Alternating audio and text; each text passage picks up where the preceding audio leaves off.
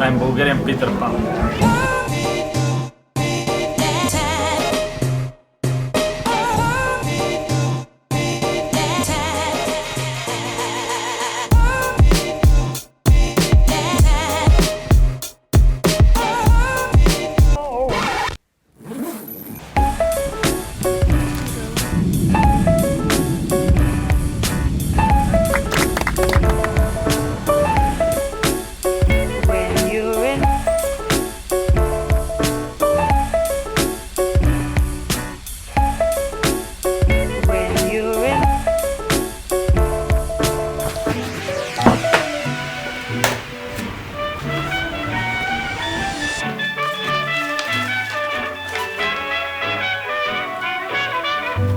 Let's go see. Bulgaria is a country full of culture, history, and people who love their country.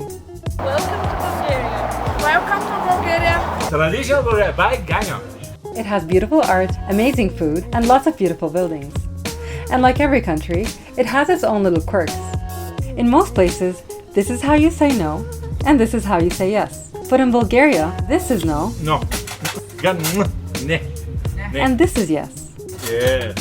I do guess. Cool. Hello everyone, this is my first attempt at vlogging, and as I'm learning to speak directly to you, it's gonna be a bit tricky for me, but a little about me. I enjoy way too many things in life, but there's a special place in my heart for architecture and traveling, and for the purpose of this video, I'm gonna share a little secret with you, which is that I also enjoy from time to time.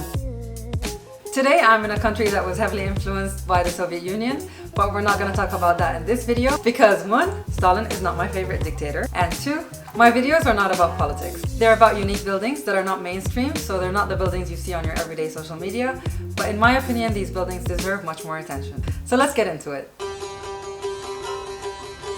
My trip started in the wonderful city of Sofia. The most famous buildings here are Alexander Nevsky Cathedral, Central Sofia Synagogue, and Banya Bashi Mosque, the Russian Church, Sofia History Museum, and the ruins of the ancient Roman city of Serdica. Glass domes cover these ruins near Serdica metro station, and just above them is a square called the Largo.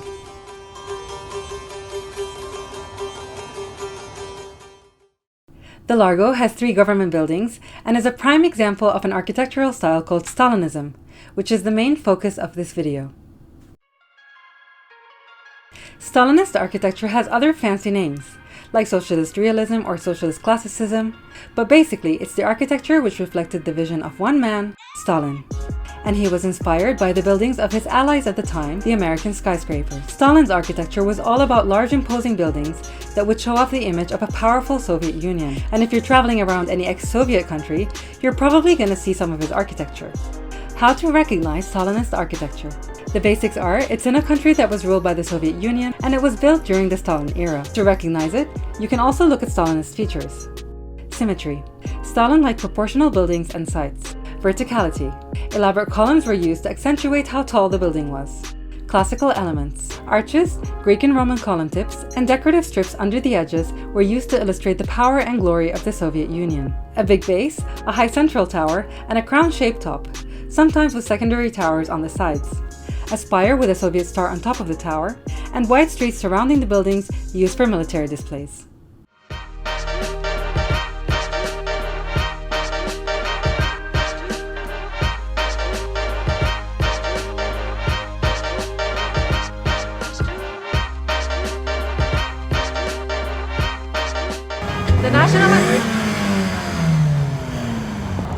The National Assembly of Bulgaria used to have a red star symbolizing communism on the pole over here, which they used a helicopter to remove and replaced it with the flag of Bulgaria.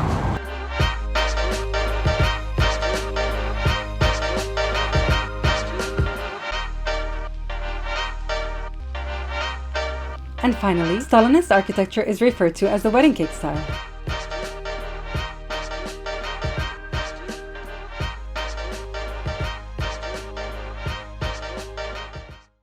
The Largo is where I first met Lucy. She quit her job, sold her stuff, and has been traveling the world for years. We went to explore the rest of the city together because there's a lot more to see in Sofia.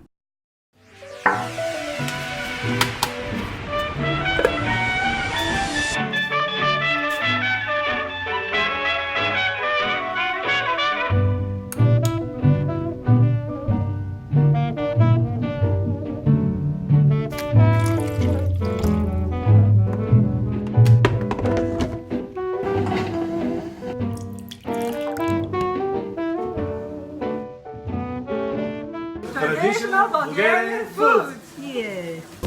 We had delicious local food at Mamini Gozbi Diner. Tried the famous Bulgarian Mikitsa and coffee at a place called Mikitsa and Coffee. Had lots of ayran, a yogurt drink famous in the Mediterranean region, and dined at a fabulous local restaurant with live music.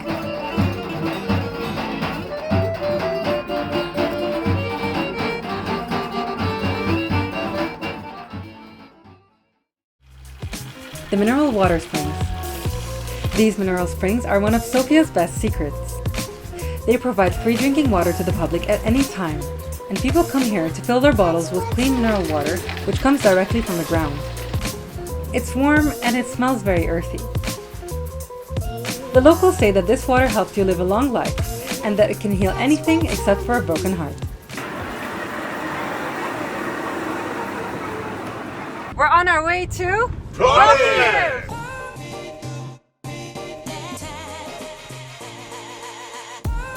Plovdiv was chosen as the European Capital of Culture in 2019, and for good reason. It's one of the oldest inhabited cities in Europe, and it combines the culture and architecture from prehistoric times, the Roman era, and the Bulgarian Revival period.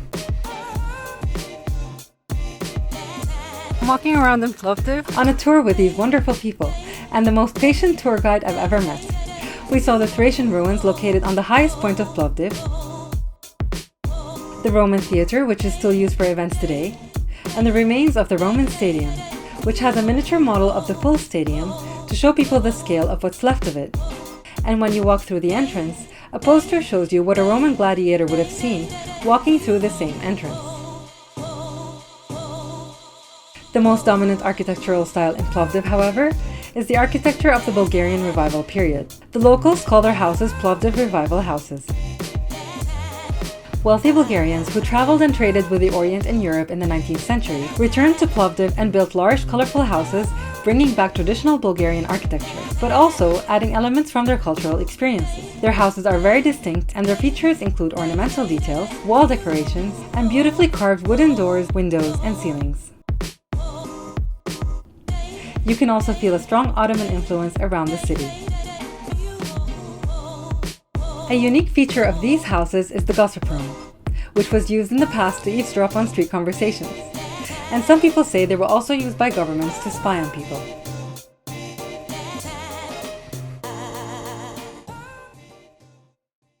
Where are you from? Syria. Where are you from? Syria. Yeah. From Plovdiv?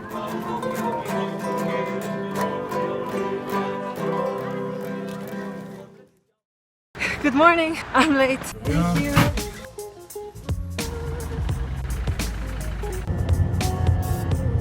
We're outside Boyana Church, and we're here to see the frescoes. This Bulgarian Orthodox church can't really be defined to one architectural period because it was built in 3 different stages.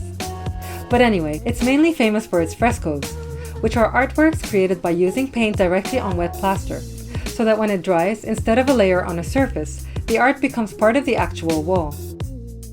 We weren't allowed to take pictures inside.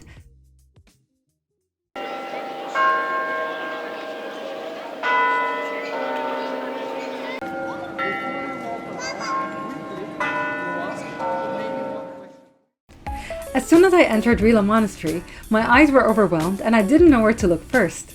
The view was stunning, and my eyes were drawn to the black and white striped arches, the red and white striped walls, the massive domes on the church, the double-height columns at the back, and even the surrounding scenery. Every part of this monastery was breathtaking. Rila Monastery is very irregular in its layout and has almost no symmetry. The centerpiece of this magnificent complex is the Church of the Nativity of the Virgin, built in the 19th century, and next to it is Rila Tower, which is the only part that survived from the 14th century. It also includes a 4-story residential section, which has 300 rooms, but today less than 50 monks live here.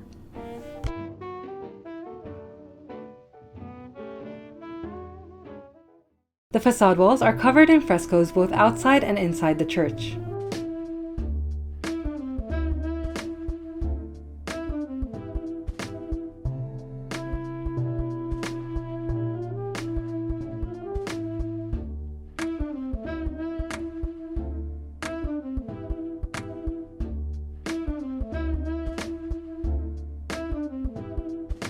Rila Monastery is a UNESCO World Heritage Site and has become one of the largest tourist attractions in Bulgaria.